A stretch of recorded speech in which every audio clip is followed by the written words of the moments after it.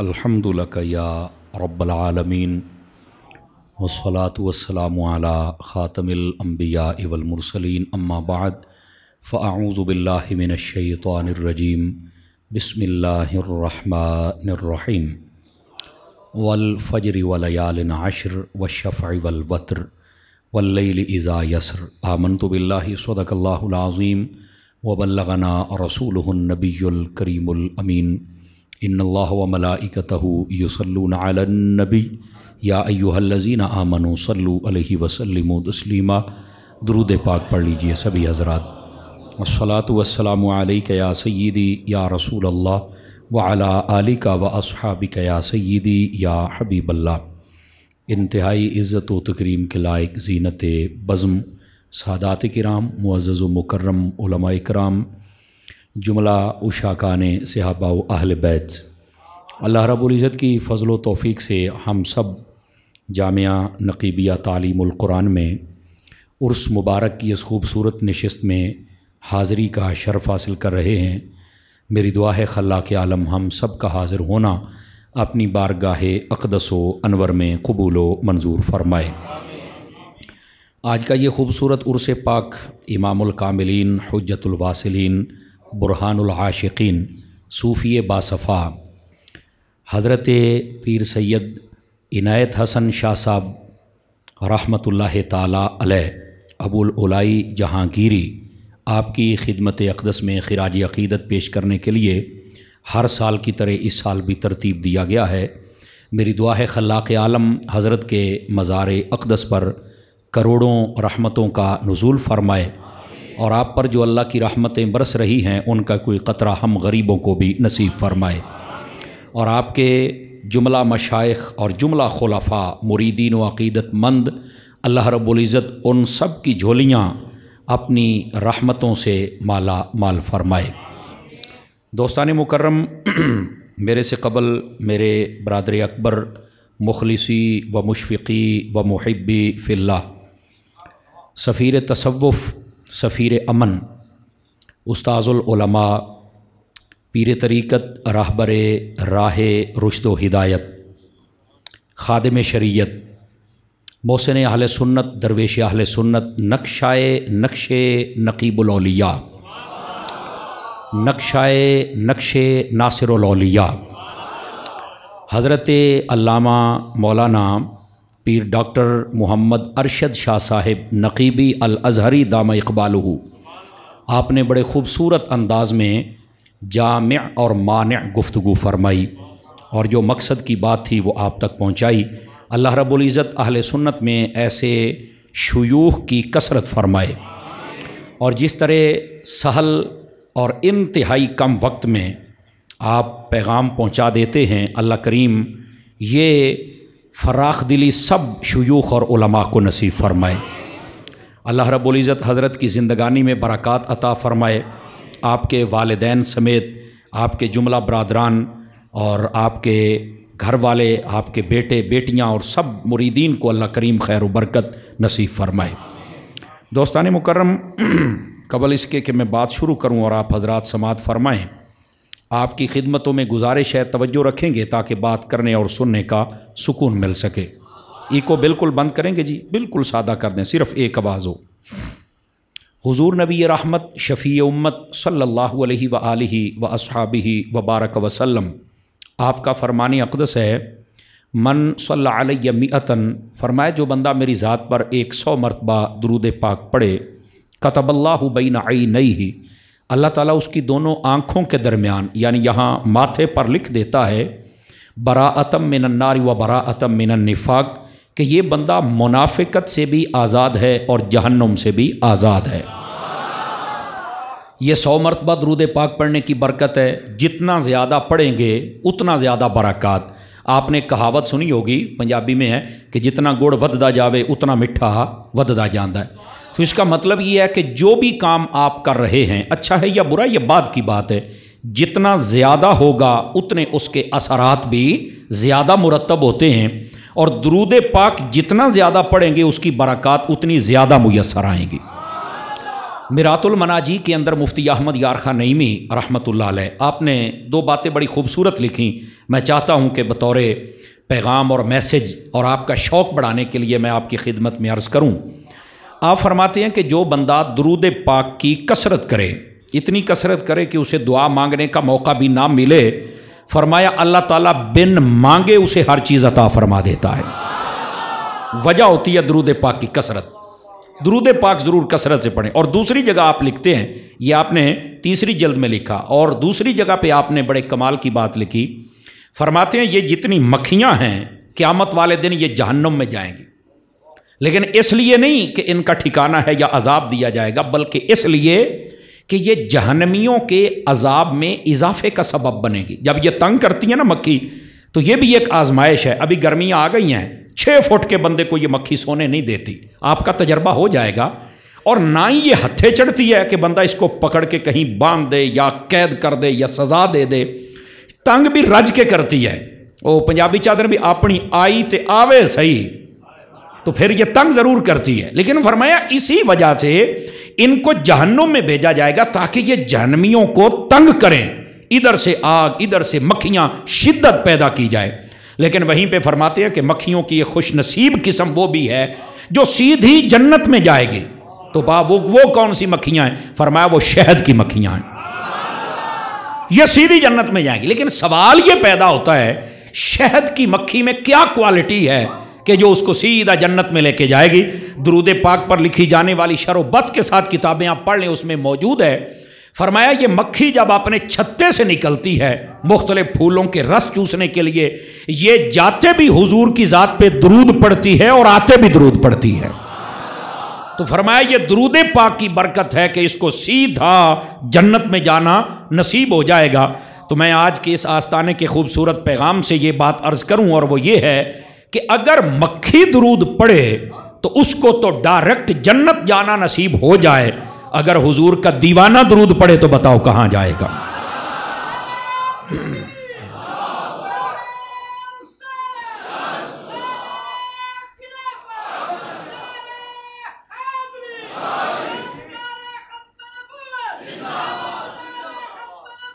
جزاک اللہ.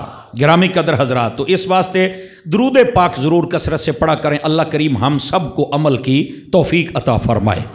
اب آئیے جو آیات طیبات میں نے پڑھی ہیں انہی کا سہارا لے کر بات کو آگے چلتے. اللہ رب العزت نے فرمایا والفجر، اور قسم ہے فجر کی، ولیال عشر، اور قسم ہے 10 راتوں کی، والشفع والوتر، اور فرمایا جو جوڑا جوڑا ہے چیزیں ان کی بھی قسم، اور جو الگ الگ اور تنہا ہیں ان کی بھی قسم، واللیل اذا یسر، اور فرمایا رات کی قسم جو گزر گئی. یہاں پر اللہ رب العزت نے یہ سورہ فجر 30ویں پارے میں ہے، ابتدا قسم سے فرمائی. بہت ساری صورتیں ہیں اور بہت سارے مقامات ہیں جہاں پر اللہ نے جب کلام کیا تو قسم کے ساتھ کلام کی ابتدا فرمائی. علماء تفسیر نے سوال اٹھایا کہ اللہ تعالیٰ قسم کیوں اٹھاتا ہے؟ تو اس کے 2 جواب علماء نے جو علل اتفاق لکھے وہ یہ ہیں. وہ فرماتے ہیں کہ پہلی وجہ یہ ہوتی ہے کہ چونکہ عرب کا جو وہ معاشرہ تھا، وہ جب بھی کوئی بات کرتا تھا تو وہ بات پہ قسم اٹھاتے تھے. یعنی یہ ان کے معاشرے کے مطابق کلام ہو رہا ہے، اور جب قسم اٹھائی جانے والی بات ہوتی تو لوگ سمجھتے تھے کہ یہ بات بڑی پکی اور سچی بات ہے، اس کو مان لینا چاہیے. تو اللہ رب العزت نے ان کے ذہنوں کے مطابق کلام کیا کہ اگر بندہ تمہارے سامنے قسم اٹھائے تو تم مان جاتے ہو میں رب ہو کے اٹھا رہا ہوں، میری بات بھی مانو نا. تو یہ ان کے ذہن کے مطابق کلام ہو رہا ہے کہ اگر قسم والی بات ہی ماننی ہے تو پھر میں رب ہو کے قسم اٹھا رہا ہوں. تو پہلی بات تو یہ تھی کہ یہ ان کے ذہن اور ان کے معاشرے اور ان کے طرز کلام کے مطابق کلام اتر رہا ہے تاکہ وہ جلدی سمجھیں اور اس بات کو اللہ رب العزت کا کلام بھی سمجھیں اور قسم کو بھی مانیں. پہلی بات یہ تھی. دوسری وجہ یہ تھی، علماء فرماتے اللہ جس چیز کی بھی قسم اٹھاتا ہے نا اس میں حکمت پنہاں یہ ہوتی ہے کہ اللہ کے بندے توجہ کریں کہ اللہ نے آخر اسی چیز کی قسم کیوں اٹھائی. یہ دوسرا سبب ہوتا ہے. حالانکہ یہاں پر چونکہ یہ جو آستانہ ہے یہاں پر پڑھنے پڑھانے کا ایک وسیع انتظام ہے اللہ کے فضل سے. ان کو تو بتانے کی ضرورت نہیں، ان کی خدمت میں تو سبق ہے تاکہ میرا سبق پکا ہو جائے.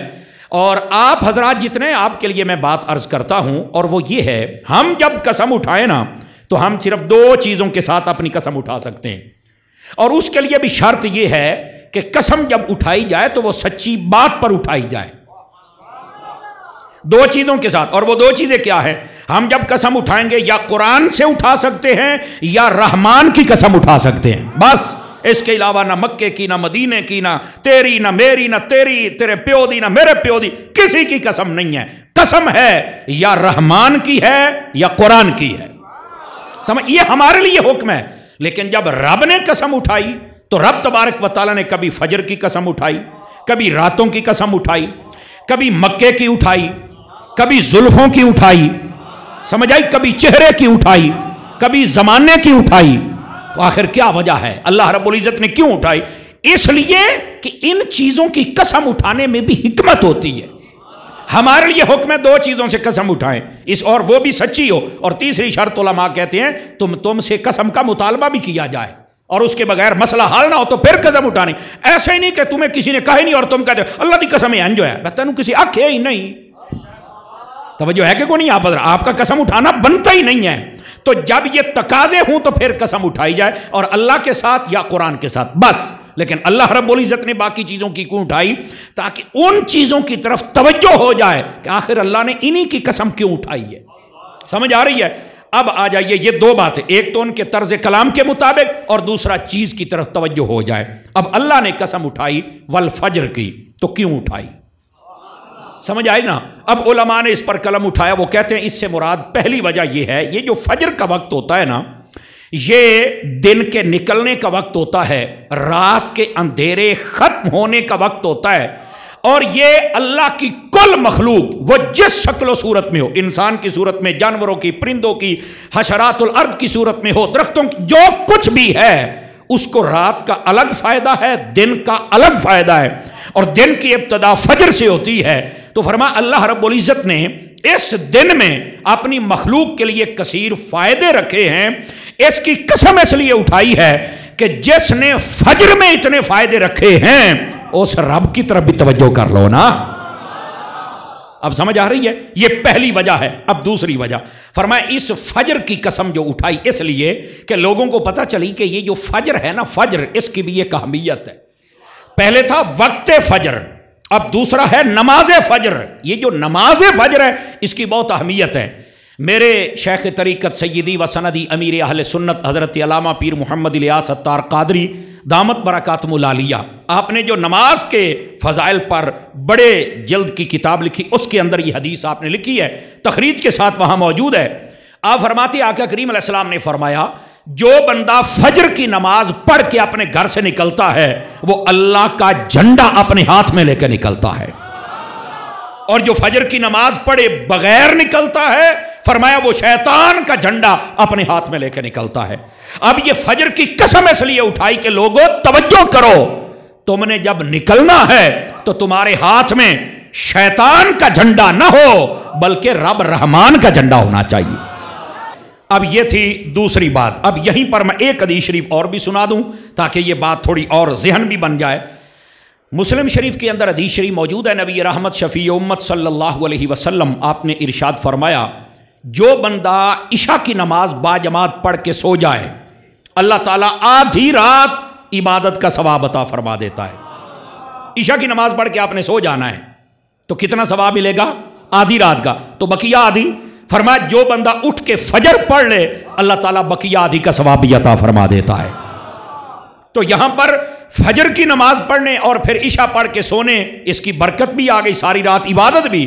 آپ دیکھیں سونے پر تو کوئی بھی آپ کو ثواب نہیں دیتا یا انعام نہیں دیتا یا تنخواہ نہیں دیتا یا شاباش نہیں دیتا، یہ ہمارے رب کا کیسا کرم ہے کہ ہم عشاء پڑھ کے سو جائیں، اٹھ کے فجر پڑھ لیں تو اللہ رب العزت پھر بھی ساری رات عبادت کا ثواب عطا فرما دیتا ہے۔ اب یہ کتنا بڑا کرم ہے ہمارے اوپر، تو اس واسطے اس کرم کو حاصل کیجئے کہ رات جب سوئیں تو عشاء پڑھ کے سوئیں اور جب اٹھیں تو اٹھ کے فجر پڑھیں۔ یہ وجہ تھی فجر کی قسم، پہلا وقت فجر اور دوسرا نماز فجر۔ اب آ جائیے علماء نے پھر سوال اٹھایا کہ یہ جو نماز فجر ہے اس کے اوپر الف لام ہے، اور الف لام ہوتی ہے تخصیص کے لیے، تو یہ کون سی فجر ہے؟ لگتا ہے کوئی خاص فجر ہے، توجہ نہیں فرمائی آپ حضرات نے. لگتا ہے یہ کوئی خاص فجر ہے. ویسے تو نماز فجر ہے ہی خاص, ساری نمازیں ہی خاص ہیں, فرض جو ہوئیں, لیکن کہتے ہیں یہاں پر جو فرمایا نا الف لام کے ساتھ معرب باللام کر کے, لگتا ہے کوئی خاص ہے. تو یہ کون سی ہو سکتی ہے؟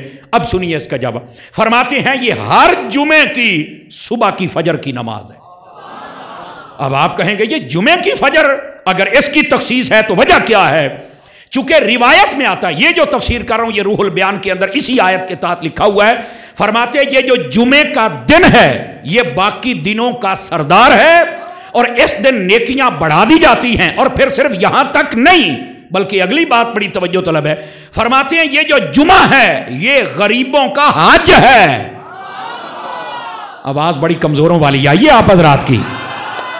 ہاں, یہ جمعہ غریبوں کا حج ہے.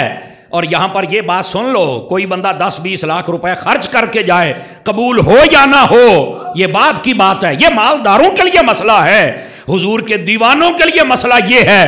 تم جمعہ تیاری سے پڑھ لیا کرو, اللہ تمہیں پھر بھی حج کا ثواب عطا فرما دے گا.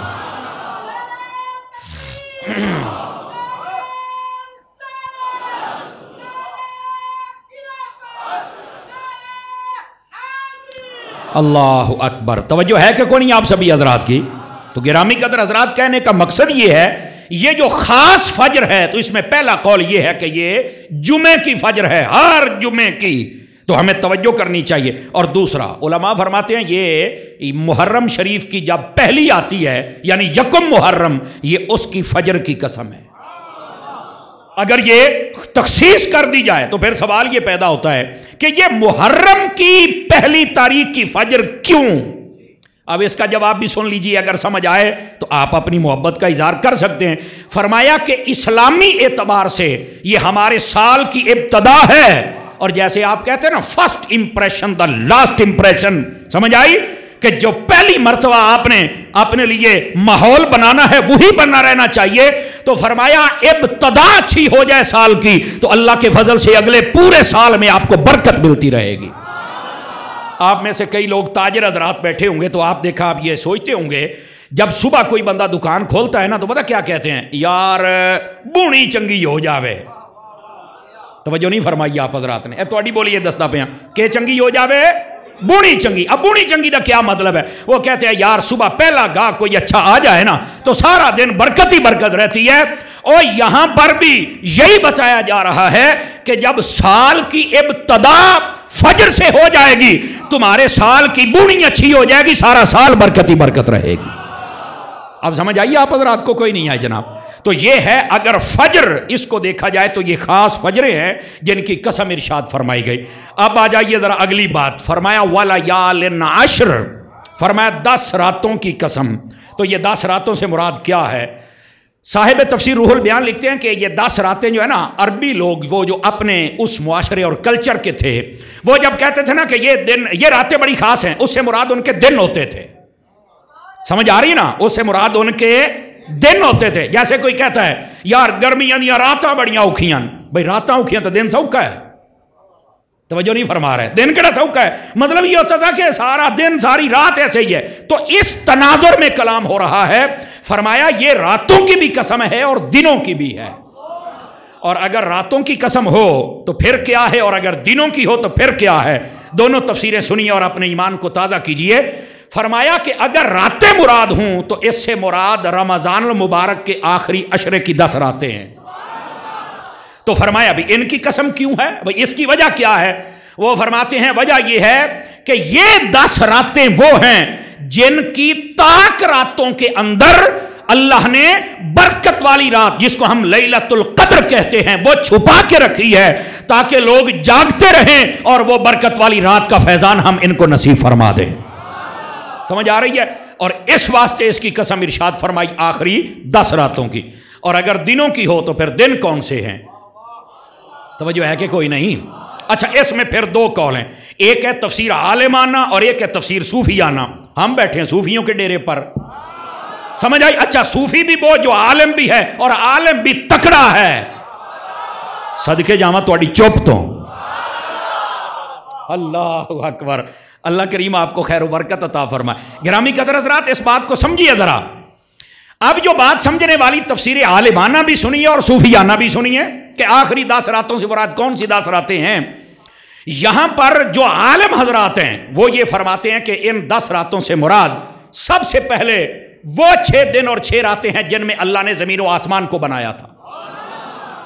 سمجھ آئی؟ خلق السماوات والارض فی 6 ایام. سمجھ آئی؟ یہ ایام میں دن بھی ہیں راتیں بھی ہیں. 6 ہو گئی. یہ 7ویں فرمایا وہ جس میں اللہ نے آدم علیہ السلام کو بنایا پیدا فرمایا. 8ویں فرمایا جس دن اللہ رب العزت نے حضرت موسیٰ علیہ السلام سے کلام فرمایا. توجہ نہیں فرما رہے آپ حضرات. فرمایا 9ویں جس دن قیامت آئے گی. اور 10ویں فرمایا جس رات مصطفیٰ کو معراج کروائی گئی تھی. وہ رات اور اگلا دن جس میں اس معراج کا اظہار پوری دنیا پہ کیا گیا. اور پھر لوگ کہنے لگے کہ یہ خواب کا مسئلہ ہے جو آج تک اس خواب والے کی نسل بھی چل رہی ہے جو کہتے ہیں کہ ابھی تک نہ ان کے بڑوں کی نیند اور پنجابی چاہتے نہ اناندی اگڑی نہ اناندی اگڑی اجے تھی ستے پیر یہ خواب ہے. تو میں نے کہا خواب ہوتا نا تو خواب جب میں بھی خواب دیکھتا ہوں حضرت بابا جی صاحب اور جتنے حضرات بیٹھے ہیں جب بھی کوئی خواب دیکھتا ہے تو ہم رات گاڑی تو نہیں منگواتے کہ گاڑی لے آؤ رات میں نے خواب میں لاہور جانا ہے. تو کہا کیا مطلب؟ تو میں نے کہا خواب کے لیے میری روح نے جانا ہے اسے سواری کی ضرورت ہی نہیں. کہا بالکل. تو میں نے کہا اگر رات براق آیا تھا تو پتا چلا خواب نہیں ہے جسم سمیت گئے ہیں. یہ بات تو سمجھنی پڑے گی نا ہم لوگوں کو. تو کہنے کا مقصد یہ ہے وہ ابھی تک بیچارے خوابوں کے اندر ہے. تو یہ ہیں 10 راتیں یہ علماء نے گنوائی ہیں. اور اگر آپ دنوں کی بات کریں اور اب ہے تفسیر صوفیانہ وہ کہتے ہیں پھر ہم صرف یہ 10 راتوں کی تفسیر نہیں کریں گے پہلے تمہیں فجر کی تفسیر بتائیں گے. تو ہم نے کہا وہ کیا ہے؟ کہتے ہیں والفجر اس کا معنی ہوتا ہے رات کے اندھیرے کو پھاڑ کر روشنی کا نکلنا اجالے کا آ جانا. فرمایا فجر سے مراد میرے مصطفیٰ کی ذات ہے. وَلَيَالٍ عَشْرٍ سے مراد مصطفیٰ کے عشرہ مبشرہ کی ذات ہے.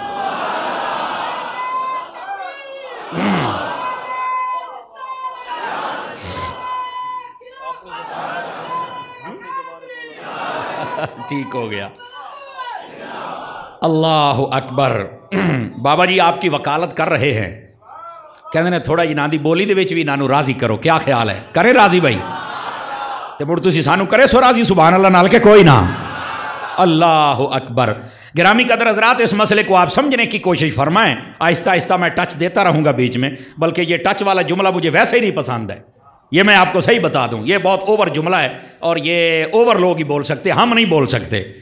گرامی قدر حضرات اب ذرا اس مسئلے کو سمجھیے اور واپس سے شریف لائیے. والفجر سے مراد تیرے اور میرے نبی کی ذات ہے. اور یہاں پر بھی ایک نفیس نقطہ اب صوفیوں کی بات چھڑی ہے اور صوفیوں کے ڈیرے پہ ہیں تو ہم بھی صوفیوں کی برکتیں لے لیں. آپ کو پتا نبی پاک علیہ السلام کی جب آمد ہوئی تو کون سا وقت تھا؟ کہا جی بالکل تہجد کا یہی فجر کا وقت تھا. تہجد کا وقت جس کو کہتے ہیں پو پھٹتی ہے. نبی پاک علیہ السلام کی جلوہ گری ہوئی کیوں اس وقت میں آئے؟ تو علماء نے جواب یہ دیا ہے. ایک ہے علماء کا جواب ایک ہے صوفیوں کا جواب. پہلے علماء والا سنو. علماء کہتے ہیں یہ ٹائم اس لیے تھا کہ اس وقت میں رات جا رہی ہوتی ہے دن آ رہا ہوتا ہے. اے تواڈی بولیے چاہ دن دعا دا ہوندا ٹاکرا کی ہوندا ہے ٹاکرا. فرمایا اگر ادھی رات محبوب جلوہ گر ہوندے نا تے رات آکھے ہاں میں بڑی برکت والی ہاں تے دن رہ گیا.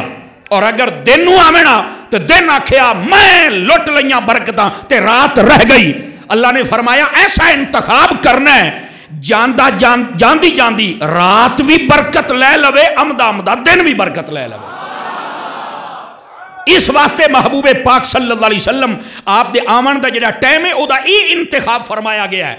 تہجد دا ٹائم جاندی جاندی رات برکت لوے اور آندے آندے دن برکت لوے. لیکن یہ ہے عالمانہ جواب اور تواڈے کول ہونا بھی چاہیے ہے. توجہ ہے نا یہ ہونا بھی چاہیے ہے. یہ بھی ایک بڑا لطف ہے. لیکن ہن سنو صوفیاں دا جواب. سمجھ آ رہی ہے میری بات؟ دی صوفیانہ جواب ہے. صوفیاں نے پھر اگو صوفی تے مڑ صوفی ہوندے ہو تے چنگے بھلے بندے دی بریک لگوا دیندے. میں آپ کو صحیح کہہ رہا ہوں صوفی چنگے بھلے بندے دی بریک لگوا دیندے. صوفیاء نے یہاں سوال اٹھا دیا. صوفیاء کہتے ہیں اگر رات اور دن کو ہی برکت دینی تھی تو یہ کام تو مغرب کے وقت بھی ہو سکتا تھا. Point to be noted.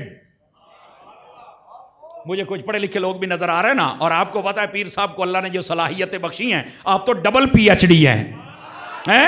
آدھی سے زیادہ دنیا گھومی ہوئی ہے، ٹھیک ہے؟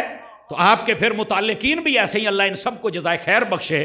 تو پوائنٹ ٹو بی نوٹڈ بھئی یار اگر دن تے رات نو برکت ہی دیونی ہے تو میرا چان ایک کام تا مڑ مغرب دے ٹائم بھی ہو سکتا ہے، اس ویلے بھی دن جاندہ پہ آتے رات امدی پئی ہے۔ کیا خیال ہے بھائی؟ ہاں سمر صاحب بات تو ٹھیک ہے۔ تو صوفیاء کہتے ہیں اگر ٹھیک ہے تو دے جواب، مڑ مغرب ویلے کیوں نہیں تو تہجد ویلے کیوں؟ آگئی سمجھ جناب؟ یہ تو نہیں پتا۔ صوفیاں جواب دیتا یہ پتا ہوندہ تے پتر سننی نہ ہو میں، ہاں توجہ ہے کہ کوئی نہیں؟ پتا ہوندہ تے پتر سننی ہو میں، ایدہ کیا تعلق ہے؟ اور نہ کہ سن وجہ صلی ہے نبی پاک علیہ السلام اگر مغرب دے ٹائم تے جلوہ گر تھی دے نا، جس ویلے دن جا رہے ہیں تے رات آ رہی ہے، کوئی سوچن آلا منطقی تے فلسفی تے ریسرچر جنہوں آج کل بڑا دماغ چکرا رہا انہوں دا، وہ کہہ سکتا سی نبی پاک جے ٹائم آئے نا یہ کوئی سوٹیبل ٹائم نہیں ہے، یہ ویکھو نا دن چلا گیا تے روشنی چلی گئی، یہ رات آ رہی ہے تے اندھیرا آ رہا ہے، تے لگدا ہے اے نبی اندھیرے لے کے آیا ہے، تے اے نبی اور نانا فرمایا تکڑا ہو کے سوچی ساڑا یار اس ویلے آیا ہے جس لئے رات گئی، ظلم گیا، کفر گیا، اندھیرا گیا، ہون نور والا آ گیا تے نور لے کے آ گیا ہے۔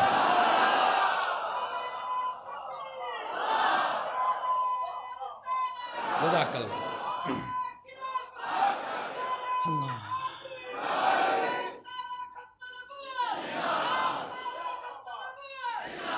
ماشاءاللہ۔ اچھا 4-5 بنجے اجے بھی پوری استقامت دے نال چپ کر کے بیٹھن، صدقے ونجا مدینے ونجو، بولو تو صحیح سبحان اللہ۔ سمجھ آ رہی ہے کوئی نہیں آ رہی آپ حضرات نو؟ گرامی قدر حضرات صوفیاں دی مڑ طاقت تے ہے نا، میں تو اندر سے صوفیاں چنگے چنگے بندے دیاں بریکہ لبا دیندن۔ تو عرض کرن دا مقصد ہے آپ نے فرمایا بھی یہ گل نہیں، گل ہے کہ اگر فجر ٹائم آئے نے تو جی میں بابا جی یاد ہے نا گل وچ ہو رہا ہے، وہ اے گل ہے اصل جڑی تو دسنی آئی، یہ اشارہ اس طرف ہے نور والا آ گیا اور نور لے کر مسئلہ حل ہویا کہ کوئی نہ ہویا۔ تو والفجر فرمایا محبوب پاک صلی اللہ علیہ وسلم اے حبیب تواڈی قسم ارشاد فرمائیے، وَلَيَالٍ عَشْرٍ اور فرمایا 10 راتوں کی قسم، اور ان 10 سے مراد فرمایا مصطفیٰ جان رحمت کے 10 مبشرہ ہے۔ سمجھ آ رہی ہے میری بات کی کوئی نہیں آ رہی؟ اللہ اکبر۔ اور یہ بات بھی بڑی سمجھنے والی ہے آپ حضرات، صوفیاء نے یہاں پر ایک ترجمہ اور بھی کیا ہے، فرمایا والفجر سے مراد نیکی کا نور ہے، والفجر سے مراد نیکی کا نور ہے، اور وَلَيَالٍ عَشْرٍ سے مراد اس کا وہ ثواب ہے جو رب کی رضا کے لیے نیکی کی جائے تو اللہ تعالیٰ 10 گنا دیتا ہے، لیکن کسی کو پتہ بھی نہیں ہوتا، صرف نامہ اعمال میں ہوتا ہے۔ وَلَيَالٍ یہ اشارہ کرتا ہے چھپانے کی طرف، فرمایا نیکی کر اللہ تجھے اتنا ثواب دے گا جیسے رات میں کچھ نظر نہیں آتا، تیری نیکیاں اتنی ہوگی تیرے نامہ اعمال میں اور کچھ نظر نہیں آئے، صرف تیری نیکیاں نظر آئیں گی۔ یہ چھپے ہوئے ثواب کی طرف اشارہ ہے، یہ صوفیاء نے یہاں یہ بھی ترجمہ کیا ہے۔ تو کہنے کا مقصد یہ ہے والفجر اور وَلَيَالٍ عَشْرٍ۔ اور یہاں پر میں ایک بات آپ کی خدمت میں عرض کروں اور وہ بڑی توجہ طلب ہے، وہ یہ ہے کہ آج دیکھو فتنوں کا دور ہے، جیسے بابا جی آپ فرما رہے تھے کہ فتنوں کے دور کے اندر ہمیں نا اپنے عقیدے کو دیکھنا چاہیے، اور بہت خوبصورت پیغام دیا کہ اس آستانے سے جڑ جائیں جہاں آپ کو عقیدے اور عمل کا پیغام مل رہا ہے۔ آج کل یہ نہیں کہا جاتا عمومی طور پر، چونکہ کہنے والے میں جرت نہیں ہوتی، آواز کمزوروں والی ہے آپ حضرات کی، اس جملے اس میں جرت نہیں ہوتی، اور جن کو مالک جرت دے دیتے ہیں اور پھر ہووے بھی علی دا خون، سمجھ آ رہی ہے کوئی نہیں آ رہی؟ تو پھر وہ کمی تو نہیں نہ چھوڑیں گے۔ اصل پیغام یہی ہے میرے بھائی، اور بابا جی مجھے فرما رہے تھے کہ عقیدے کی بات بھی ہمیں سنانی ہے، اور اگر یہیں سے عقیدے کی بات چلا لیں تو میرا خیال ہے بات تو سمجھ میں آنی چاہیے ہمیں، لیکن پہلے آپ رکیں، میں آپ کو یہ بات بھی عرض کروں بطور سبق، عقیدہ ہم کہتے کس کو ہیں؟ یہ بات بھی توجہ طلب ہے نا، عقیدہ ہم کہتے کس کو؟ عقیدہ ویسے تو عقدہ سے ہے، عقد سے ہے، یہ دا معنی ہوتا ہے گاڈ مارنا، کسی چیز نو بندے ہو نا گھٹ کے ہاتھ نا چنگی طرح باندھنا، یہ جو گانٹھ لگانا اور باندھنا، سمجھ آئی، مضبوط کرنا، یہ عقیدے کا مطلب ہوتا ہے۔ اور جب اس کے ساتھ اسلامی عقیدہ آ جائے کہ اسلامی عقیدہ، پھر اس کا مطلب یہ ہوتا ہے کہ قرآن و حدیث میں وارد عقائد جو ضروریات دین سے متعلق ہیں، علماء سے سمجھ کر اپنے دل میں رکھ کر اس کے اوپر مصطفیٰ اور خدا کے پیار کی ایسی گانٹھ لگانا زمانے کا کوئی شیطان نہ کھول سکے، اس کو عقیدہ کہا جاتا ہے۔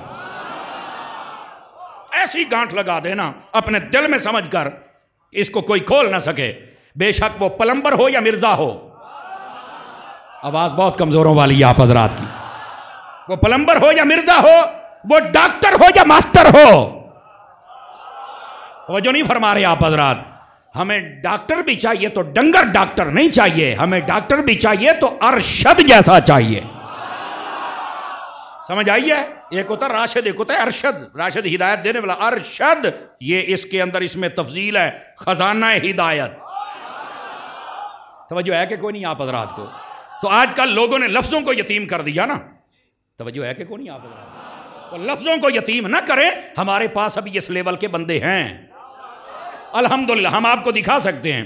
اور میں یہاں پر لگے ہاتھوں میں ایک بات بھی آپ کی خدمت میں کہہ دوں، یقین فرمائیں چونکہ سوشل میڈیا کا دور ہے نا، اور کچھ لوگ ڈنڈی بہت مارتے ہیں ہماری اہل سنت کو شرمندہ کرنے کے لیے، وہ پوائنٹ کہ جس کو لوگ سمجھیں کہ ان کا شریعت سے کوئی تعلق نہیں، ان کو ہائی لائٹ کیا جاتا ہے، اور ان کو ہائی لائٹ کر کے نا تو جناب اہل سنت کو بدنام کرنے کی کوشش کی جاتی ہے۔ آپ جو سلسلہ نقیبیہ ہے، اگر آپ اسی کو دیکھ لیں تو اس کے بارے میں جو لوگوں نے ایک تصویر لوگوں کے سامنے پیش کی ہوئی ہے وہ کچھ اور ہے، اور شاید آپ لوگوں کے ذہنوں میں بھی کچھ اور تصویر ہوگی کہ یار یہ کیا ہے سب کچھ۔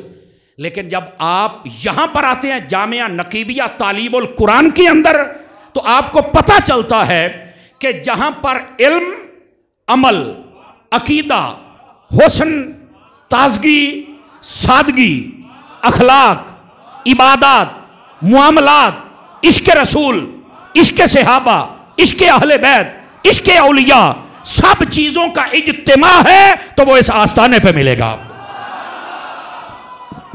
ایک منٹ میں آپ کے جذبات پر میں پانی نہیں ڈالنا چاہتا، آپ نعرہ لگائیں، پر پہلے میری بات کو سنیں۔ میں ایسے لوگوں سے ایک بات کہنا چاہتا ہوں، او جاہلو، کیوں لوگوں کو اللہ والوں سے دور کرتے ہو ایسی ویسی تصویریں لگا کے؟ میں کہتا ہوں کہ اگر کوئی غلط کام تیرے ہتھے چڑھ گیا، جو تجھے اچھا نہیں آیا، وہ تو تم نے سوشل میڈیا پہ لگا دیا، اگر بندے دا پوترے تے ساڈے پیر دی تصویر بھی لا،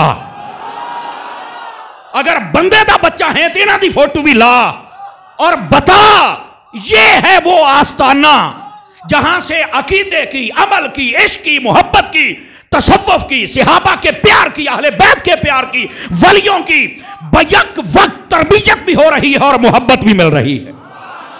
یہ کیوں نہیں لگاتے ہو؟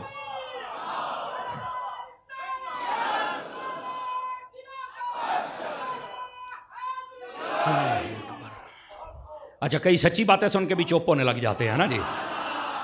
اللہ کے بندو، ہمارے اہل سنت میں یہ بھی کام ہے، جتنی دیر تک بندہ زندہ ہوتا ہے نا، کئی بندے شابش دینے میں بھی کنجوسی کرتے ہیں، یقین فرمائیں، اور فوت ہو جائیں تو وہ جو سب سے زیادہ کنجوس ہوتا ہے وہ ادھا رکشہ پھلا دا بھری ودا ہوتا ہے، حضرت صاحب کے اوپر پھینکنے ہیں، وڈ کے مرنی، زندہ کوئی شابش دے لیتا۔ آپ ناراض تو نہیں ہوئے؟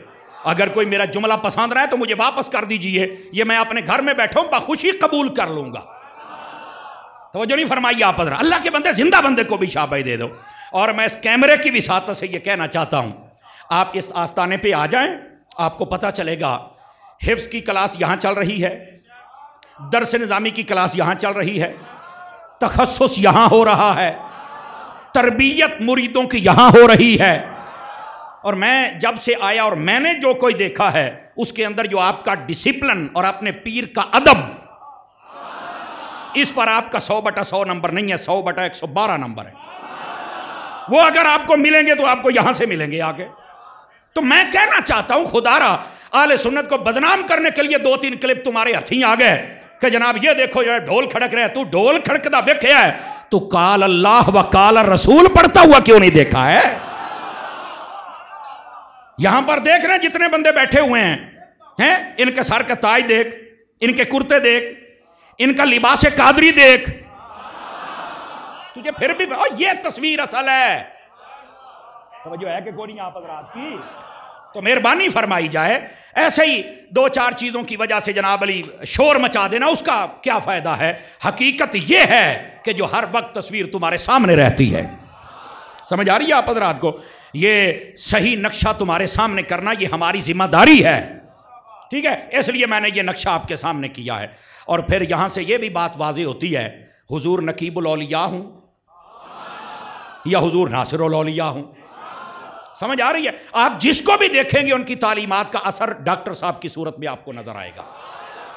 ایک ہوتا ہے علم، سمجھ آ رہی ہے، اور ایک ہوتا ہے عمل، سمجھ آئی؟ بعضوں کے پاس علم ہے عمل نہیں ہے، اور بعضوں کے پاس عمل ہے علم نہیں ہے۔ بعضوں کے پاس علم عمل ہے وہاں سادگی نہیں ہے، اور بسا اوقات سادگی ہے عقیدے کی وہاں پر خشکی ہے، عقیدے کا حسن نہیں۔ بسا اوقات یہ بھی ٹھیک ہے لیکن دسترخوان میں وسعت نہیں۔ آپ کو اللہ نے جو پیر عطا کیا ہے، اللہ رب العزت نے ان کو یہ شان بخشی ہے، علم بھی ہے، عقیدہ بھی ہے، اخلاق بھی ہے، دسترخوان بھی وسیع ہے، شریعت کی چادر بھی ہاتھ میں ہے، طریقت کی چھتری بھی سر پہ ہے، اور کی لینا ہی نے؟ توجہ نہیں فرمائی آپ حضرات نے؟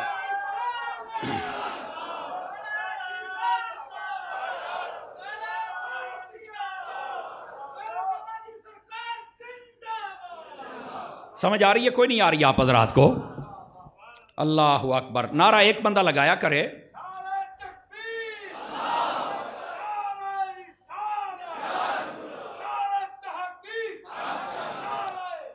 اللہ اکبر، یہ سچی بات ہے۔ حضرت شاہ صاحب سے جب سے ہماری ملاقات ہے، یہ اپنی تعریف نہیں پسند کرتے، جو صحیح بات ہے، لیکن میں بتا رہی اس لیے رہا، ہم نہیں بتائیں گے تو آپ کو کون بتائے گا بھائی؟ کون بتائے گا؟ جھوٹے لوگوں کو شیخ الکل فی الکل بعد پتہ لگتا ہر شیخ گول نہیں۔ توجہ فرمائیے آپ حضرات نے؟ ان کے لیے بھی تو کہتے ہو نا، تو سچے لوگوں کو کیوں نہیں کہتے؟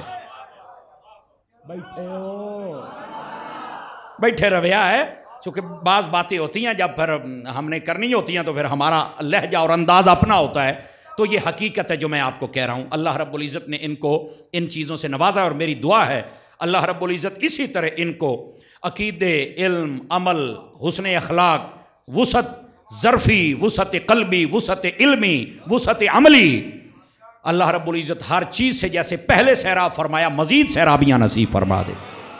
دوستان گرامی، بات دور چلی گئی، میں نے صرف آپ کی خدمت میں یہ بتانا تھا کہ ہم سب کو سمجھنا ہوگا کہ عقیدہ جو ہے نا، وہ جس آستانے سے آپ کو ملے گا، پہلے آپ کی جڑ مضبوط ہوگی اور اس کے بعد آپ کے اوپر عمل کا پھل لگے گا، عمل کی پوری عمارت آپ کے اوپر کھڑی ہو جائے گی۔ تو جب عقیدہ ہی نہیں ہے تو پھر عمل کی عمارت وہ یہ کاغذوں کے پھول ہو سکتے ہیں، دیکھنے میں تو ہیں لیکن خوشبو نہیں ہے۔ تو یہ آستانہ اللہ رب العزت اس کو سلامتیاں عطا فرما دے۔ اچھا، اب آئیے تھوڑا سا آگے بھی چلی۔ ویسے تو ان کی خدمات بہت زیادہ ہیں، آپ یونیورسٹیوں میں دیکھیں تو ان کے لیکچر ہوتے ہیں، کالجوں میں دیکھیں تو وہ آتے ہیں، لاہور کے ڈاکٹر، اسلام آباد کے ڈاکٹر، جہاں تک میں جانتا ہوں وہ ان کو بلا کر لیکچر دلواتے، اور یہاں قافلوں کے قافلے آتے ہیں، 8-8 10-10 قافلے آتے ہیں، میں جماعت نہیں کہہ رہا، وہ آ کے اپنے سوالات کرتے ہیں، ساری رات بابا جی بیٹھ کے جواب دیتے ہیں، اور سویرے اٹھ کے کہتے ہیں یارا سواد آ گئے۔ یہ کچھ میں نے اپنی آنکھوں سے دیکھا، میں وہ بیان کر رہا ہوں۔ یار ایسا کام ہونا چاہیے، ان کی دینی خدمات بہت ہے۔ اور پھر یہ مطلب جب کلام کرتے ہیں اللہ رب العزت نے جو حسن بخشا ہے نا، سادہ لہجے میں ساری بات سمجھا دیتے ہیں، سادہ لہجے میں اگلے نو سمجھ آ جاندی ہے، سمجھ آ رہی ہے نا جی؟ مطلب یہ کہ فرق پتہ کیا ہے، ہم جب بات کرتے ہیں نا بسا اوقات سانو لوگ سمجھنے انہیں جڑی سٹ ماری ہے نا، یہ لوار والی ٹھوکی سو، یہ رکھ کے ہتھوڑا مارے ہوئے دھاڑے پائندہ دیڑے پیٹ ران دی ہے ساڑھے ہتھوڑے دی، اور یہ مارتے ہیں سنار والی، انج کر کے کیتا سونا بھی بن گیا تے پتہ بھی کوئی نہ لگا۔ اب سمجھ آئیے آپ حضرات کو؟ تو اللہ رب العزت نے ان کو بڑے کمالات سے نوازا ہے، اللہ تعالیٰ ان کی زندگی میں برکت عطا فرمائے، صحت میں برکت۔ اور جس کو زیادہ آج کل کے پیروں کے لیے بھی میں یہ سمجھتا ہوں پیروں کو بھی یہاں آنا چاہیے، صرف لائبریری سے ایک چکر لا کے جان، نہیں توجہ فرما رہے آپ حضرات؟ آپ کو پتہ چلے پیر کے پاس اتنی کتابیں بھی ہونی چاہیے، پیر کو پڑھنا بھی چاہیے، نیرے درباری مولوی نہیں رکھنے چاہیے۔ 5-4 بندے تو ڈھلے پائے گئے انہیں، اس کو خود پڑھنا چاہیے، خود بتانا چاہیے اور پھر حضرت شاہ صاحب جب کوئی چیز بیان کر دیتے ہیں تو ساری رات پھر ٹیلی فون پر انکسار لوگ کھاتے ہیں، اے جی حوالہ کتنے لکھے ہوئے تھے، نہ کہ تسی کو نہیں کدی پڑھیا. صحیح بات ہے. اور میں ابھی کراچی پورا مہینہ تقریباً رہ کے آیا ہوں تو وہاں ان کے بارے میں مشہور ہے کہ یہ شیخ الحوالہ ہے. جڑا حوالے کا نہیں پتا شاہ صاحب نو فون رلا لو. یہ اللہ کا کرم ہے نا. اور ویسے بھی خطابت ہو یا علم ہو یا عمل ہو یا سخاوت ہو، سمجھ آئی نا، یہ سچی بات ہے. تیری نسل پاک میں ہے بچہ بچہ تو ہے عین نور، تیرا سب گھرانہ. اللہ اکبر. اللہ تعالیٰ ان کی زندگی میں برکت عطا فرمائے. اللہ اکبر. باتیں اس لیے بتانا ضروری ہے، سوشل میڈیا کے ذریعے لوگ بہت سنتے ہیں تو ان تک بھی پیغام پہنچے کہ آپ صرف ان چیزوں کی طرف توجہ نہ کیا کریں. سمجھ آئی؟ مطلب یہ کالا کال اللہ و کال رسول حفظ کی کلاس درس نامی کی اور تخصص کی، اور یہاں پر آ کے جو تربیت ہو رہی ہے اسکولوں کالجوں یونیورسٹیوں بیرون ملک میں اور پھر کئی زبانوں میں، نہیں توجہ فرما رہے آپ حضرات. تو کم از کم اس چیز کو بھی دیکھ لیا کریں. ایک چیز کو دیکھتے ہو باقی 12 چیزیں چھوڑ دیتے ہو، بندے دے پوتر بنو. تو یہ جن کو میں نے سمجھانا تھا میں نے سمجھا دیا، اور جو محبت والے ہیں ذرا سبحان اللہ فرمائیں تاکہ اگلی بات کہوں آپ حضرات کی خدمت میں. اچھا یار پتہ نہیں وہ عقیدے دی گال چھڑ گئی، اگے مینوں ٹائم لگے یا نہ لگے. ایک نکی جی گال تو ہور نہ کر لواں، بولو کر لواں. اچھا میں دیکھ رہا ہوں آپ میں تاجر بھی بیٹھے ہیں اور بہت سارے عہدوں پر فائز لوگ بھی بیٹھے ہیں اور اچھے اچھے عہدوں پر پڑھے لکھے لوگ بھی بیٹھے ہیں، اور کئی مرتبہ میں نے پہلے بھی دیکھا ہے. آج ایسے لوگوں کی کثرت زیادہ ہے، اللہ تعالیٰ ان کو برکت دے. آپ آئے ہیں، لیکن ایک چھوٹی سی بات ہے، چونکہ یہ باتیں کرنا بھی یہ ہماری ذمہ داریوں میں ہے. اگر ہمیں نہ بھی کہا جائے تو ہمیں کر دینی چاہیے. یہ آستانہ بنائے، جگہ خریدی جا رہی ہے، یہاں مدرسین پڑھا رہے ہیں، طلباء پڑھ رہے ہیں، ان کی تنخواہیں بھی ہیں، ان کے طعام و قیام کا سلسلہ بھی ہے، ان کے میڈیکل کا سلسلہ بھی ہے. توجہ ہے؟ تو یہ سارا پیر صاحب نے کرنا ہے یا کوئی مریدوں نے بھی کرنا ہے؟ میں چونکہ آتا رہتا ہوں، مجھے جہاں تک میرے علم میں ہے کہ یہ پیر صاحب خود ہی کرتے ہیں، تو میرا خیال ہے کہ اگر ہمارا حصہ بھی پڑ جائے، دعوت دینے میں کوئی حرج نہیں نا یار. کیا کہتے ہیں آپ حضرات؟ تو اس میں کیا ایک کلاس آپ ذمہ لے لیں، ایک میں ذمہ لے لوں، ایک وہ لے لے، ایک وہ لے لے. کام پیران دا حولہ ہویا کہ کوئی نہ ہویا؟ تو انہوں ثواب ملیا کہ کوئی نہ ملیا؟ تو پھر لیں گے. اب یہ میں بات اس لیے بھی کر رہا ہوں، بڑا کرم ہے جب سرکار کا کام کرے نا تو وہ خود ہی عطا کرتے ہیں، اس میں کوئی شک نہیں. لیکن حضور نے فرمایا تھا صلی اللہ علیہ وسلم، دین کا کام درہم و دینار کے بغیر نہیں ہوگا. یہ وہ وقت آ گیا ہے. سمجھ آ رہی ہے؟ ہماری اہل سنت کا مسئلہ یہ ہے کہ جب کوئی مانگے تب دیتے ہیں، جب نہ مانگے تو کوئی نہیں دیتے. جبکہ بڑھ چڑھ کے آگے کام کرنا چاہیے. میں نے بس آپ کو اشارہ دے دیا ہے، آپ تعاون فرمائیں گے؟ دوبارہ تو نہیں کہنا پڑے گا. اس قافلے کے آپ حصے دار بن جائیں کہ جناب ہم نے یہ کام کرنا ہی کرنا ہے. آپ کی وجہ سے اگر ایک بندہ عالم بن گیا مول پورا ہو جائے گا. ابھی آپ نے سنا نا حضرت ربیعہ کے بارے میں، سمجھ آئی نا؟ 30,000 دینار دے نال ایڈا بڑا کام ہو گیا تو یہ تیرے 30,000 دے نال ہو جاوے. مدرسے کی طرف آپ توجہ فرمائیں. شاہ صاحب آپ کو نہیں کہتے، نہ یہ کہنا کسی اور کو بھی کہتے ہیں، لیکن یہ نہ بھی کہیں تو کیا ہمارے اوپر پابندی تو نہیں ہے نا؟ سمجھ آ رہی ہے؟ تو میں نے اس لیے کہ میرے دل میں بات تھی کہ یار یہ جو سسٹم دن بدن بڑھ رہا ہے، جب سے میں تو اس کو دیکھ رہا ہوں یہ بڑھ رہا ہے اللہ کے وجہ سے، تو یہ نے کام کرنا ہے. سودا ہودا ٹھیک ہے، وہ دکان بے شک پچھلے بازار چوبے آدھے نے لینا اتوں ہیں، تو جب سودا کھڑا ہے تو لوگ کہاں سے آنا ہے. تعاون فرمائیں گے؟ سمجھ آ رہی ہے جناب؟ تو اس واسطے وہ کوئی بھی موقع ہو آپ نے خود آ کے تعاون کرنا ہے. ٹھیک ہے؟ اور ایک ایک کلاس لے لیں، ایک ایک کمرہ لے لیں، جو آپ کا جی چاہے آپ وہ لے لیں، اور بالکل آپ کو کرنا چاہیے. اور آپ لوگوں میں ایسے لوگ ہیں جن میں یہ صلاحیت بھی ہے، وہ کر بھی سکتے ہیں. بس میں نے پیغام دینا تھا. اللہ کریم اس پیغام کو قبول بھی فرما لے اور ہم سب کے دل بھی ذرا موڑ دے اس کی جانب. اور میں بالکل گفتگو کو کلوز کرنے والا ہوں. اور پیغام میں نے دینا تھا وہ میں نے دے دیا ہے، لیکن بات عقیدے کی چلی تھی، موٹی موٹی باتیں کر کے میں آپ سے اجازت چاہوں گا، اگر آپ کی توجہ ہو تو سنا دوں آپ حضرات کو۔ دوستان گرامی، عقیدہ آسان لفظوں میں مائنڈ سیٹ کو کہتے ہیں، آج کل کی بولی میں مائنڈ سیٹ۔ ویسے میں اس کو یہ نہیں کہتا کہ بڑا کو پڑھا لکھا جڑا مائنڈ سیٹ کہندا پیا ہے، انگریزی بولنا پڑھے لکھے ہونے کی علامت نہیں ہے۔ مجھے وہ ترکیہ کا صدر ہے نا حضور شاہ صاحب، اس کی بات مجھے بڑی پسند آئی، وہ کہتا ہے میں انگلش نہیں بولوں گا، اقوام متحدہ میں چل کے اپنی بولی بولتا ہے، وہ آدھے میری سمجھو۔ اسے پوچھا گیا کہ تو ان کی بولی کیوں نہیں بولتا؟ کہندا میں کوئی انہاں دا غلام ہاں، میں اپنی بولی بولوں گا۔ انگریزی بولنے میں تمہیں کس نے کہا کہ یہ بڑا پڑھا لکھا اور بڑا ہی علم والا بندہ ہے؟ اس نے کہا اگر کسی بولی کی فضیلت ہے تو وہ حضور کی زبان عربی زبان ہے جس کی فضیلت ہے۔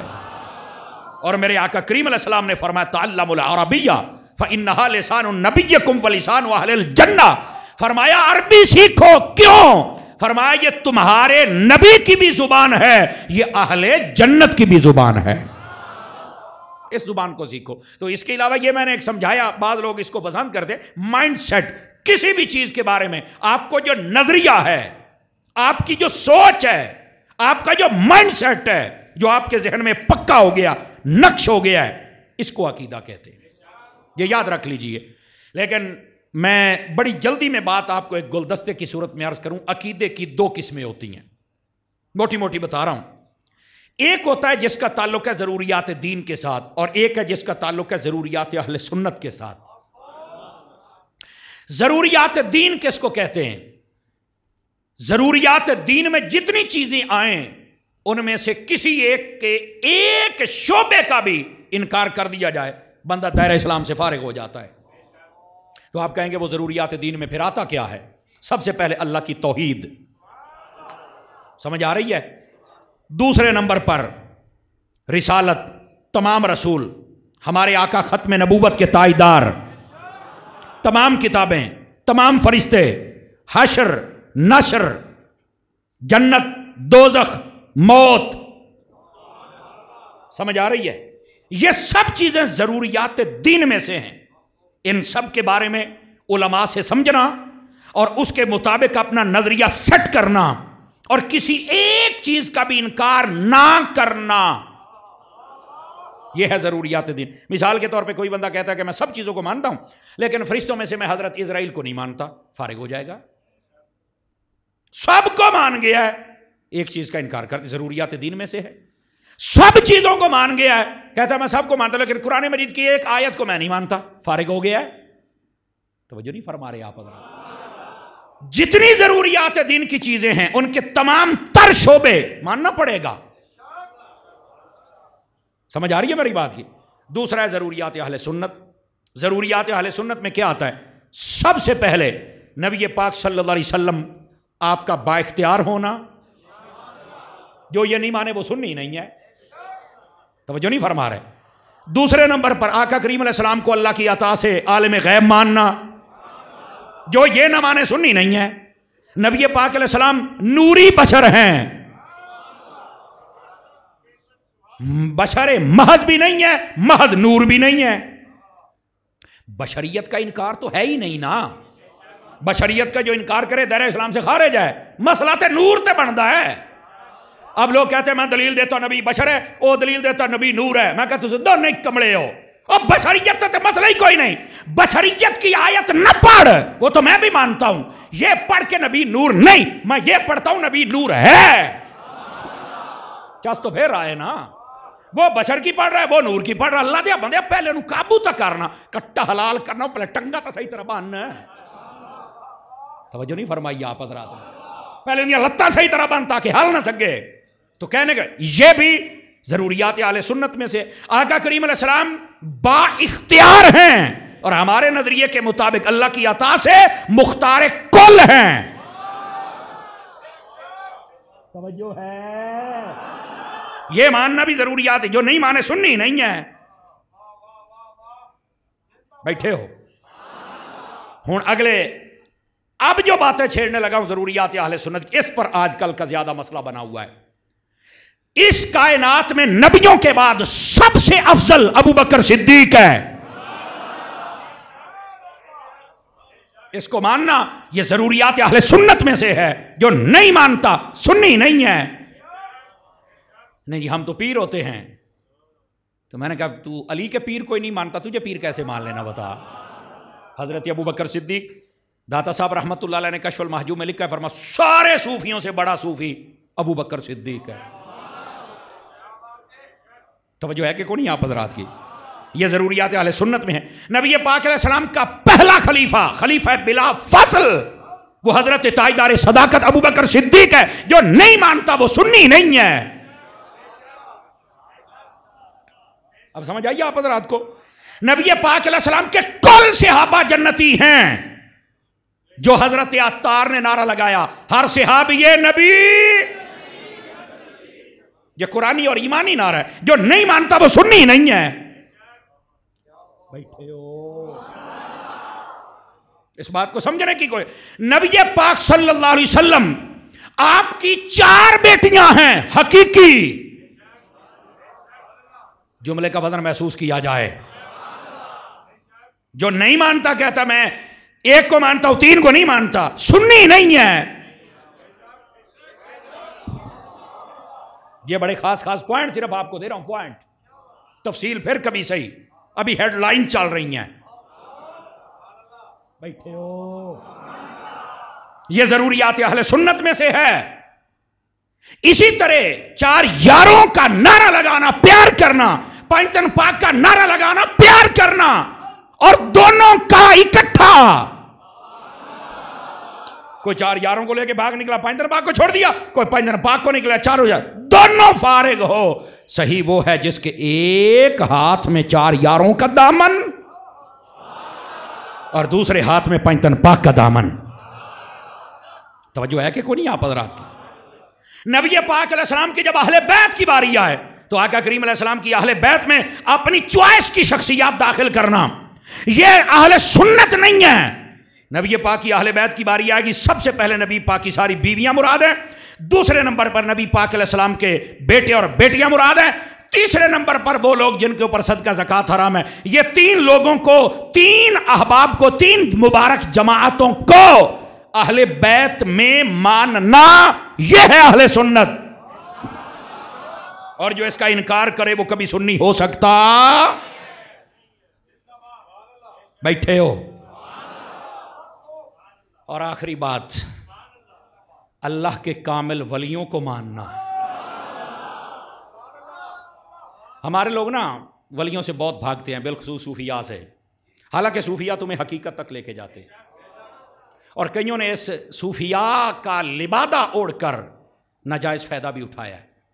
نماز پڑھتے ہیں, ہم ہر وقت نماز میں ہوتے ہیں. میں کہ تھوڑا جا باہر بھی نکلا ہو, ہر ویلے تسی وچے ہی ہوندے, تھوڑا جا باہر بھی نکلا ہو. بیٹھے تھوڑا سادی باتیں بھی سن لیا کرے نا جی. میرے بھائی نہیں تم پڑھتے ہم قائم کرتے. میں کہ بلے بلے ایڈی قائم کیتی ہے وڈ کے مرنے, شرمندہ نہ کیجیے. دیکھیے صوفیاء کہتے ہیں اقامت الصلاۃ کا مطلب کیا ہے. 2 معانی بیان کیے, ویسے بہت سارے, 2 آپ کے مطلب کے. پہلا معنی فرمایا نماز قائم کرنے کا مطلب یہ ہوتا ہے کہ جب وقت آ جائے بندہ دیر نہ کرے, فوراً پڑھ دے. یہ ہے نماز قائم کرنے کا مطلب. سستی نہ کر, بندہ بنت ٹائم نال پڑھ. اب سمجھ آئیے پہلا معنی. اب دوسرا معنی بھی سنیے, یہ ہے صوفیاء کی بولی. صوفیاء کہتے ہیں اقامت الصلاۃ کا دوسرا معنی یہ ہے کہ جب مسجد سے نماز پڑھ کے نکلتا ہے نا تو اس نماز کا اثر تیری ساری زندگی میں آ جائے. نماز پڑھ کے آئے نا تو نماز انج قائم کر مڑ حیاتی تیری زبان چ جھوٹ نہ نکلے. آئے ہائے, جب تو باہر آئے پھر تیری نظر بھی نمازی بن جائے. یہ ہن صوفیاء نہ بولی تو سارے چپ ہو گئے. بھی ہے کی ہوئے اقامت الصلاۃ کا مطلب یہ نماز پڑھیے ہن بچا. جھوٹ نہیں بولنا, بد نگاہی نہیں کرنی, اپنی زبان سے گند نہیں بکنا, چوری نہیں, ڈاکہ نہیں, لڑائی نہیں, جھگڑا نہیں. کیوں؟ نماز پڑھیے, قائم کر. ان الصلاۃ تنہا عن الفحشاء والمنکر. جو نماز ہے بندے کو برے کاموں اور بے حیائیوں سے بچاتی ہے. یہ تیری نماز بچاوے, سمجھ لا قائم ہو گئی ہے. جے نہ بچاوے سمجھ لا قائم ہے. یہ ہے صوفیاء کا ترجمہ. اب یہاں پر کیا میں ہر ویلے نماز ایڈا تینوں فکر چڑھ گئے. جب آپ واش روم میں ہوتے ہیں پھر کہاں ہوتے مجھے بتاؤ. سب ڈرامے کرتے. ہماری نماز اوپر ہوتی میں تلے لائے اوپر ہوتی ٹکر ساڈے گھر نماز یہ تلے لاؤ تھوڑا جہا کہ ساڈے رلے پڑھ. آقا کریم علیہ السلام نے تو یہاں پڑھی ہے, امام حسین نے تو یہاں پڑھی ہے, غوث پاک نے تو یہاں پڑھی ہے. یہ کیا ترجمے ہو رہے ہیں؟ اقامت الصلاۃ جی ہر ویلے نماز ہو. میں کہا باہر نکلو تھوڑا جہا وہ کو ساڈے نال بھی دو گلاں کر لے بیٹھے ہو. ان باتوں کو اقامت الصلاۃ کا مطلب یہ ہے ایک تو نماز کی پابندی کرنا اور دوسرا نماز کا اثر ظاہر ہو جائے. یہ صوفیاء نے ترجمہ ہے. نماز پڑھنا تے وات تو کسی نہ لڑنا, گال نہ کڈ, جھوٹ نہ بول, بد نگاہی نہ کر, کنا نہ گانے نہ سن. آواز کمزوروں والی ہو گئی نا. یہ ہے اقامت الصلاۃ کا مطلب. اس کو سمجھے کو نہیں اور دبی پھر دینے جناب. تو صوفیانہ بولی بھی سمجھا کریں آپ حضرات. صوفیاء ویسے ہی کہتے ہیں نماز کو اگر آپ ابتدا سے دیکھ لیں نا, یہ اب صوفیانہ ہے, دو چار باتیں کر لوں نماز کے حوالے سے اگر آپ اجازت دیں تو. نماز ایسے شروع ہوتی ہے ایسے آپ ہاتھ کھڑے کر کے. تو ہاتھ کھڑے کرنا کیا ضروری ہے؟ صوفیاء کہتے ہیں تم سمجھو یار, اس کا ایک مطلب یہ ہوتا ہے ادھر ویکھے سجا ہاتھ چکے ہے, یہ مطلب ہے یا اللہ میں اپنی دنیا تو دستبردار ہونا. دعا ہاتھ میں اپنی اولاد اور بیوی بچیاں تو دستبردار, میں ہر چیز نو چھڑ کے میں ہن متوجہ ہوندا پیا تیرے والے پاسے. سمجھ آ رہی ہے میری بات کی؟ یہ ہاتھ اٹھانے کا صوفیاء نے ایک ترجمہ یہ کیا ہے, باری تعالیٰ میں ان کو چھوڑ کے تیری طرف آنا چاہتا ہوں. اور اس کا دوسرا معنی یہ ہے, فرمایا جب ہاتھ اٹھاتا ہے نا, یہ انٹرنیشنل لا یہ ہے, قانون یہ ہے, آپ جہاں بھی کھڑے آپ پر کوئی اگر فائر کھولنا چاہتا ہے آپ ہاتھ اٹھا دیں ایسے کر کے, آپ ہاتھ اٹھا دیں, وہ اگلا فائر نہیں مارے گا. انٹرنیشنل لا ہے یہ. آپ بارڈر پہ کھڑے ہیں آپ ہاتھ اٹھا دیں, اگرچہ تم بندوق اٹھا کے ان پہ حملہ کرنا چاہتے ہو لیکن تو سٹ کے ہاتھ چک دیتے ہیں. اور ڈاکو نے کہتے نہیں ہاتھ چک دے, حالانکہ ڈاکو بھی بندے ماری کھلوتا ہے, وہ بندوق چوک کے ہاتھ نہیں کر لینا رہے انہوں چھڑ دیں نے. پھر عدالتوں میں ایسے ہی ہوتا ہے نا, ہاتھ اٹھانے سے قانون یہ ہے سامنے والا تمہیں اس وقت کچھ نہیں کہے گا, بعد میں اپنی اصلاح کر لے شاید تو چھوٹ بھی جائے. فرمایا جب بندہ اللہ کی بارگاہ میں کہتا ہے نا باری تعالیٰ میں ہاتھ چک لینے, اللہ فرماندا ہے جے دنیا داراں دے سامنے چکے وہ تینوں معاف کر دینے, میں تا رب ہاں. توجہ نہیں فرمائی آپ حضرات نے یار, میں کیسے نہیں ماں. یہ ہے صوفیاء کی تربیت. صوفیاء ہمیں حقیقت تک لے کے جاتے ہیں. ہم یہ سمجھتے ہیں کہ نہیں یہ کسی نویں راہ لے جاندے, وہ نویں راہ لے تو ویکھے ہونے نا. میرے عزیز ایسے نہ کیا کریں, صوفیاء کی تعلیمات کو سمجھنے کی کوشش کریں. اب ہمارے یہاں صوفیاء کہتے ہیں جب حج کرنا ہے نا, ایسے حج ہو کہ پچھلے معاف ہوئے نا تے پکا رہی ہو دے ہوتے. تو ساڑھے اج کل جڑے حج والے بیلی نے کئی تاجر حضرات ہوندے نے, وہ آ کے ہور کام چک دیندے نے. ناراض نہ ہوں زمیندار حضرات, چک دیندے نے کام کی حج کر رہے ہیں, وہ خیر ہے ہی کہیں پچھلیاں معاف ہن مڈو سڈو. آواز کمزوروں والی آپ کو یہ نہیں ہونا چاہیے. اور بس اوقات یہ بھی ہوتا ہے, میں جس علاقے میں جمعہ پڑھاتا ہوں وہاں پر ایک حاجی صاحب حج کر کے آئے. یہ مجھے جس دوست نے بتایا ابھی بھی وہ زندہ ہے, اس نے 1000 روپیہ مسجد میں دیا کہ بشیر صاحب حج کر کے آنے. انہیں آخیا چاچا بشیر حج کر کے آؤ. مولوی گھاٹے فٹ ہو گئے, وہ میں 5 لاکھ گول کیتا ہے تو میں نے حج ہی نہیں آکھیا. یہ کیا طریقہ کار ہے؟ مطلب حاجی کہلوانے کے لیے. حاجی صاحب حج کر کے آ کہنے لگے یا کھاتا کھولے نا کتنے پیسے, انہیں کہ 27,000. کہنا پہلو محمد شریف انہوں حاجی شریف لکھ دے پیسے موڑ دے سا. کیا طریقے لگے؟ مطلب اس کا ناجائز فائدہ نہیں اٹھانا چاہیے. اس اللہ اکبر سبحان اللہ. یہ ہوں گل میں نہیں کر سکتا, بہرحال سمجھ تو گئے ہی ہو سا. سبحان اللہ فرماؤ پیار دے نال. کیا میں امید کروں کہ صوفیاء کا پیغام بھی سمجھیں گے آپ حضرات. صوفیاء کا پیغام جب سمجھ گئے نا تو مثلا صوفیاء تمہیں حقیقت تک پہنچاتے ہیں. لوگ یہ سمجھتے ہیں کہ شاید وہ آج کل کے لوگوں کو دیکھ, اصل میں وجہ پتہ کیا ہے, جو پیری مریدی کتابوں میں لکھی ہوئی ہے نا آج کل وہ نظر نہیں آتی. اسی طرح جو صوفیت کتابوں میں وہ آج کل نظر نہیں آتی. اور لوگ دیکھنا, اس کا یہ مطلب نہیں کہ وہ پیر ہیں نہیں, وہ صوفی ہے نہیں. پیر بھی اصلی ہیں, صوفی بھی اصلی, لیکن لوگ دکھاتے نہیں ہیں. دکھایا کریں, دیکھا کریں, اور جب آپ کو کامل اور اصلی لوگ مل جائیں گے یقین فرمائیں آپ کو سکون بھی ہو جائے گا، یہ جہاں بھی بہتر اور اگلا جہاں بھی بہتر ہو جائے گا۔ اللہ رب العزت ہم سب کی آج کی حاضری قبول فرمائے۔ چونکہ ابھی شیڈول اور بھی ہے، میں باتیں بہت ساری آپ سے کرتا، زندگی نے کبھی وفا کی تو انشاءاللہ پھر کبھی آپ کی زیارتوں کے لیے آئیں گے۔ اللہ کریم حضرت کی زندگانی میں برکات عطا فرمائے، اور جتنے بھی آپ کے مریدین و متعلقین ہیں اللہ کریم سب کو برکات کثیرہ عطا فرمائے۔ آمین آمین آمین بجاہ حبیبک الکریم صلی اللہ علیہ وآلہ وسلم۔